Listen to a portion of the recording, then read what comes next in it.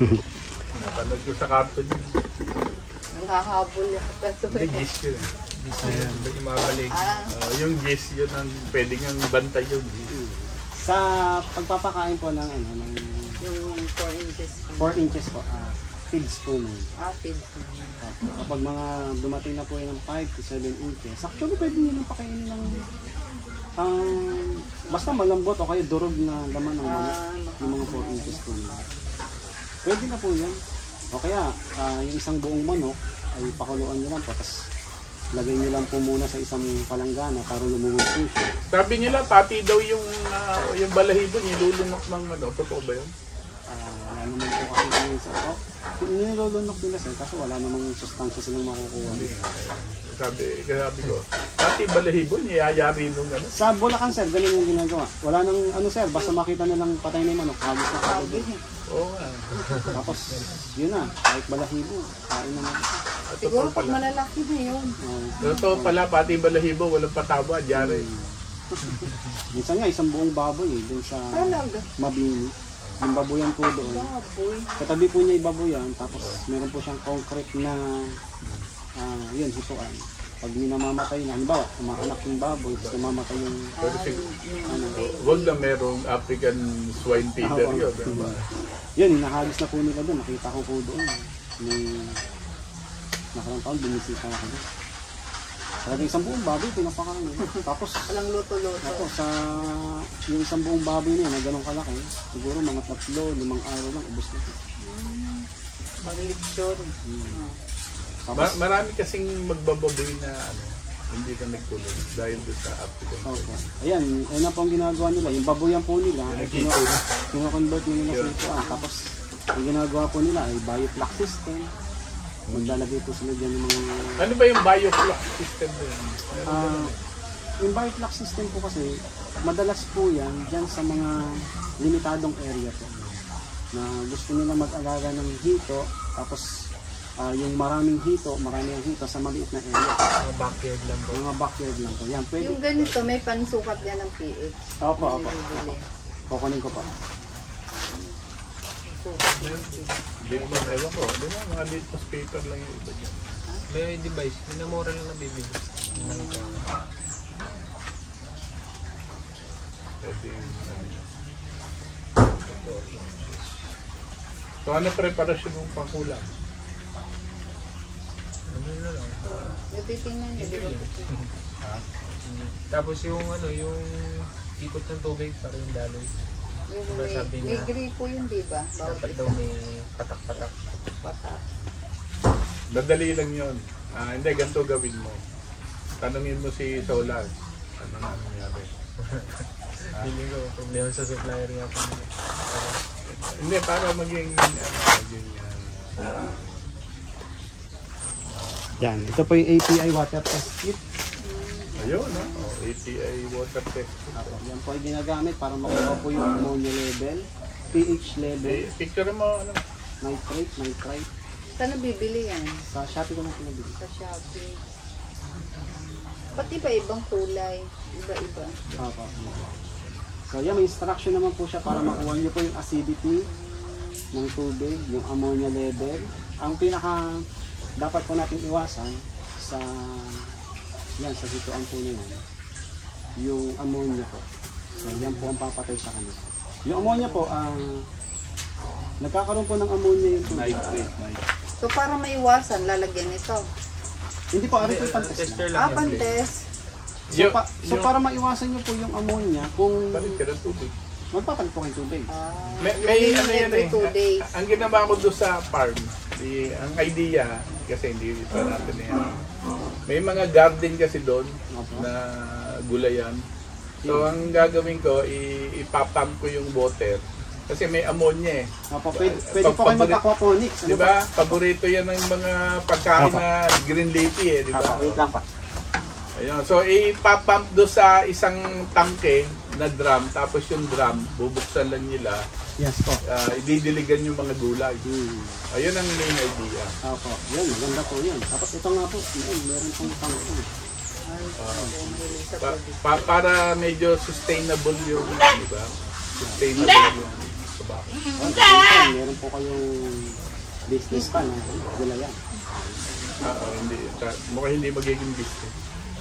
Pangkain na ka. Kalalaki pala, wala din. Ay, ang pang ginagawa ng iba eh. Yung aquaponics po sila. Sa ilalim po ay tea. Tapos sa ibabaw ay yan, mga lettuce, kangkong. Meron naman doon, pero ano,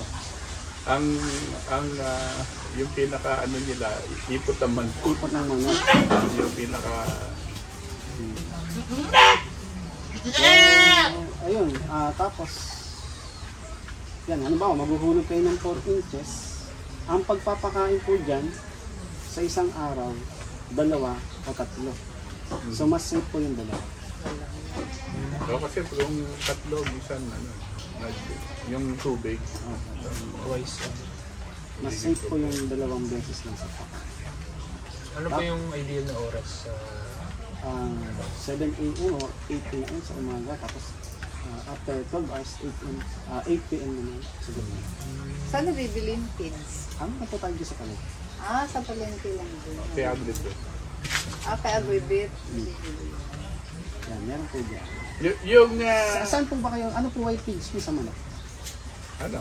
San Miguel. San Miguel, Bineg. Yan, meron po sila. Nabibili lang yun. Pwede po kayong umorder kay Bineg. O kung nakaka-order po kayo kay Jetstar, pwede din. Yung ano, yung... ay sa'yo na lang kami kukuha ng tingyon. Opo, pwede po. Magkano pala ang Tapos, bentahan kung binibili? yung market, pwede na rin. Pwede na naman doon. Opo, yun po ang ano kayo. Sa aking mga customer, kapag sa akin po kayo bumili ng finger beans, tutulungan ko kayo sa market. So, yung 4 inches, 4 to 5 inches ko po ay, ano po yun, 6 pesos po.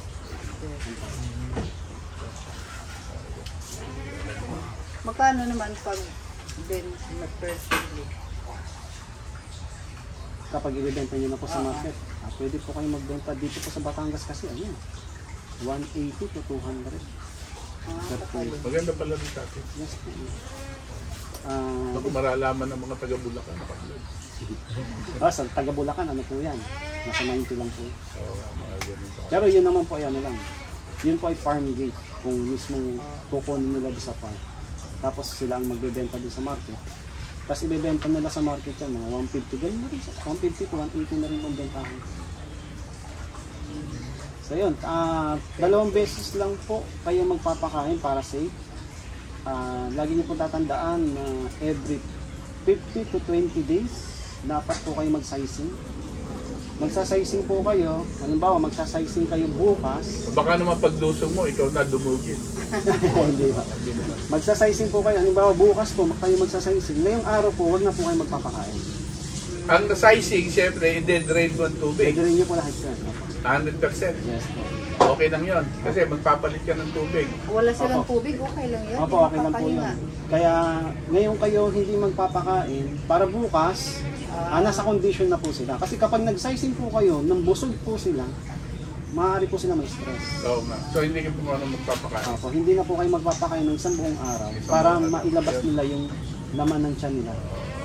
Mailabas nila yung tutot po nila. So kung magsasizing ka, Diyos, kailangan mo nang planuhin yung 4 na ano. 4 yun eh. O kaya baka kailangan mong hatiin yung isa ron. Hatiin masyado mahaba eh. Hatiin mo yung isa ron kasi kailangan mong medyo may ano eh. May sizing ka eh. Diba? Oo. May panlipat.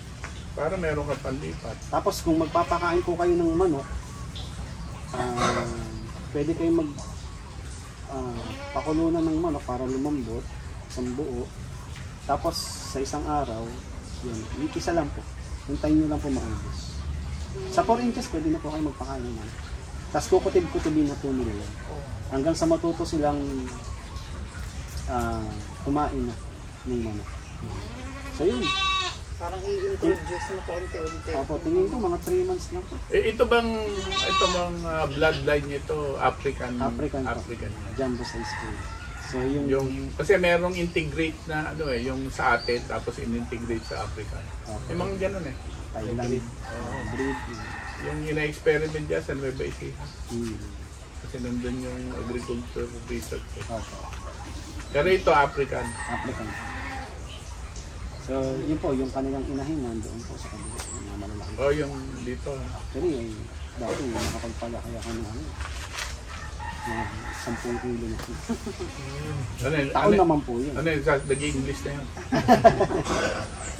Baka iba nasa, baka Italiano nasa lipan. Yun ay taon na bago. Lagyan niyo sa lip. Aba, baka African na yun. Tapos, yun po, kung ang system niyo po ay yung natural lang at hindi niyo lalagyan ng mga chemical kagaya ng mga probiotics niyo. Kasi maglalagay kayo ng ano, pagkain ng manok, anong manok. So, dapat sa mga ganyan, mga natural na system. So, paagos lang po ng tubig, kahit mahina lang. Malimit ka magpalit. So, walang probiotic pag natural. Natural po. Pwede naman po kayo maglagay, edi yung probiotic na ilalagay niyo, ay lalabas lang po. Edi, sasaraduhan niyo po yun, yung drainage. Tapos, kung talagang napag-aralan niyo na po, ano kasi yun, talagang pag-aaralan niyo po kasi yung system na yun, yung bioflux system. Kasi kapag magkamali po kayo isang beses doon at tumaas yung ammonia, patay po lahat yun. Oo, patay lang. So, Yung, yan. malaman mo naman yan, bula-bula na yung tubig. Panalaman niyo po kapag, Sa kulay po ba? hindi po, kapag nag-test po kayo.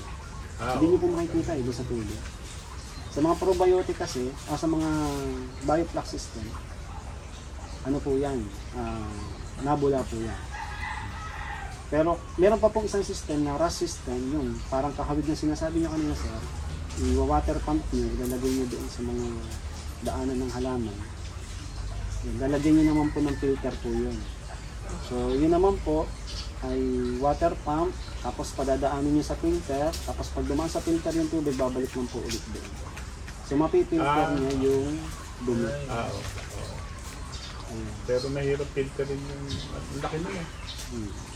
Mahirap yata filterin. May Pwede rin. Kasi pag nag-filter ka, usually yung tapat nun, yun ang mapipilter. Pwede siguro. siguro ang gagawin niyo sir ay ilalagay sa gitna yung water pump, tapos may tubo papunta doon sa filter. Ang filter niyo siguro mga kalahati ng drum, isang buong drum na may mga Filtrating. system. Tapos ayun, siguro mga 3 drum, 5 drum, padadaanin yung dumi. At kada isang araw. Pero kung iniisip ko, dilig yun. Yan ba, ano ka, meron, gusto mo mag-drain ng 30%. Hindi dilig mo na lang yun, dilig. Tapos merong deep water, papalpan yung 30%. Ganon, di parang nagdidilig ka lang. Diba? Ano, diretso na sa lupa yun. May ammonia yun eh. Ang importante lang po kasi sa ganyan, sa pag-aalaga ng isda, dapat natatanggal din po yung dumi po nila sa isang araw. Ayun, yung isang challenge. So, hindi ka pabugdos na nilalagyan ng ano. Yung iba, nilalagyan pa ng soil. Diba?